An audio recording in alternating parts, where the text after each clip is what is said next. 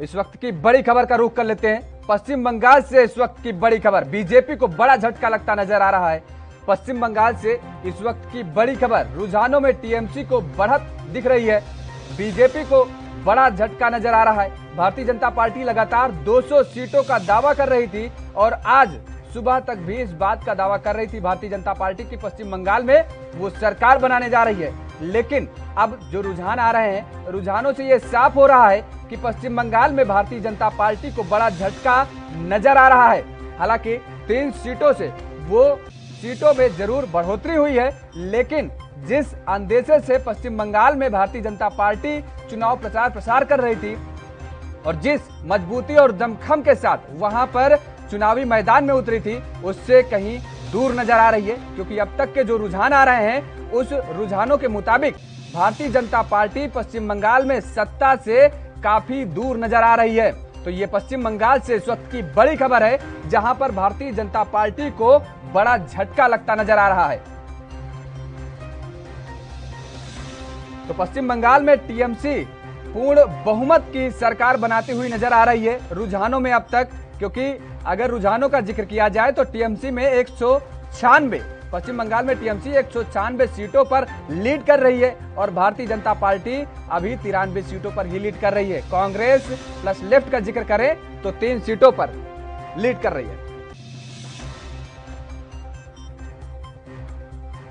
तो टीएमसी 206 सीटों पर लीड कर रही है और भारतीय जनता पार्टी 83 सीटों पर बढ़त बनाई हुई है।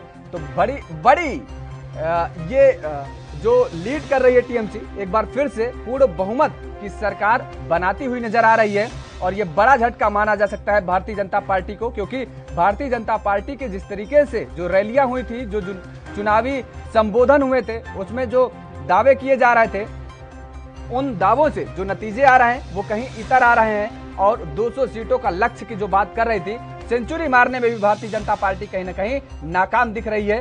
तो ये भारतीय जनता पार्टी के लिए एक बड़ा झटका साबित हो सकता है।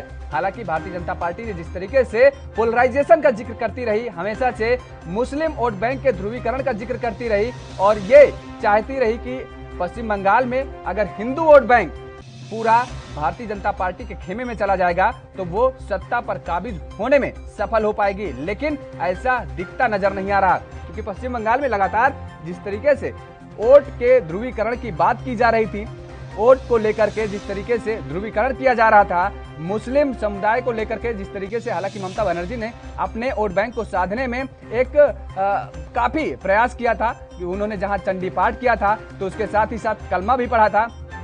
तो ये माना जा सकता है कि पश्चिम बंगाल में जिस तरीके से ममता बनर्जी ने अपने वोट बैंक को साधने में पूरी बखूबी से पूरी पहल की थी, उसका कहीं ना कहीं सार्थक प्रयास दिखता नजर आ रहा है। क्योंकि टीएमसी एक बार फिर से 200 का आंकड़ा पार करती हुई नजर आ रही है। अब तक के जो रुझान आ चुके हैं, जो रुझान सामने आए हैं, उसमें 206 सीटों पर टीएमसी बढ़त बनाई हुई है और ये साबित करता है कि एक बार फिर से टीएमसी सरकार बनाती हुई नजर आ रही है पश्चिम बंगाल में।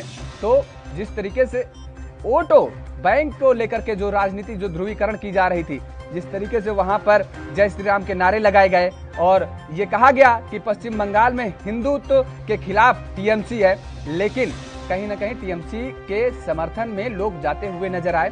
शायद यही वजह है कि जो आज टीएमसी लीड कर रही है पश्चिम बंगाल में, वो यही कारण हो सकता है।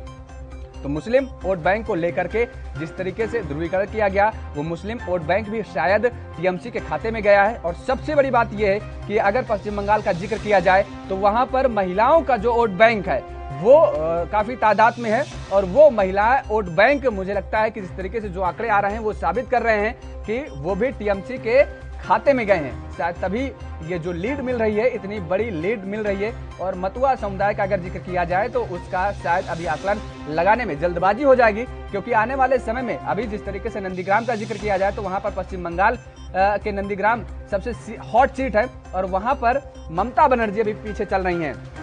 तो इस वजह से ये कहना अभी जल्दबाजी होगा। हालांकि उस सीट में टीएमसी के नेताओं का ये साफ तौर पर कहना है कि अभी हो सकता है कि उन क्षेत्रों की काउंटिंग नहीं हुई हो जिन क्षेत्रों में ममता बनर्जी या मुस्लिम समुदाय का वोट बैंक अधिक है, क्योंकि ये टीएमसी के नेताओं का साफ तौर पर कहना है। और अभी उन्हीं क्षेत्रों की वोट बैंक जो काउंटिंग हुई है वो शुभेंदु अधिकारी के जिस क्षेत्रों में दबदबा है उन्हीं क्षेत्रों की काउंटिंग हुई हो। शायद यही वजह हो कि शुभेंदु अधिकारी लगातार सुबह से अभी तक जो काउंटिंग हो रही है उनमें लीड बनाए हुए हैं। आने वाले समय में जो अब बैलेट बॉक्स खुलेंगे, जो अब काउंटिंग होगी, उनमें हो सकता है ममता बनर्जी आगे लीड कर लें। तो लेकिन क्या होगा वो नतीजे साफ करेंगे और आने वाला वक्त साफ करेगा, तय करेगा कि आखिर पश्चिम बंगाल में कौन फतह करेगा, कौन सरकार बनाएगा।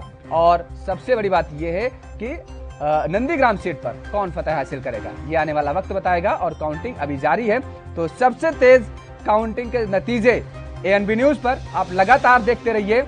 पल पल की अपडेट पश्चिम बंगाल से लेकर के अन्य 4 राज्यों के भी विधानसभा चुनाव की जो वोटिंग शुरू है वहां पर की पल पल की अपडेट आपको एएनबी न्यूज पर मिलती रहेगी।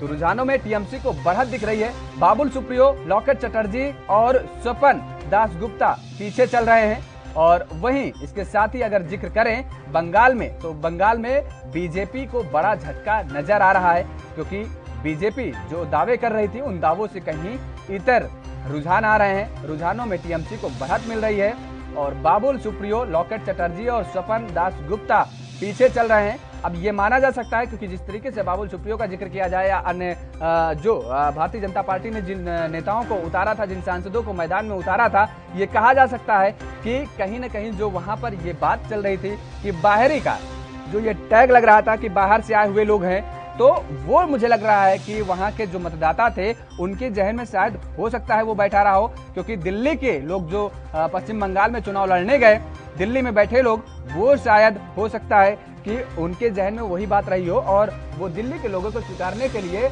समर्थन नहीं कर पाए हैं। और ये दिखाता है, ये साबित करता है जो नतीजे आ रहे हैं कि पश्चिम बंगाल में भारतीय जनता पार्टी जिस दमखम से उतरी थी, जो ये दावे कर रही थी कि वो 200 का आंकड़ा पार करेगी, 200 से ऊपर के सीटों के साथ सरकार बनाएगी, हालांकि अभी सेंचुरी भी पार करने में मुश्किल हो रही है।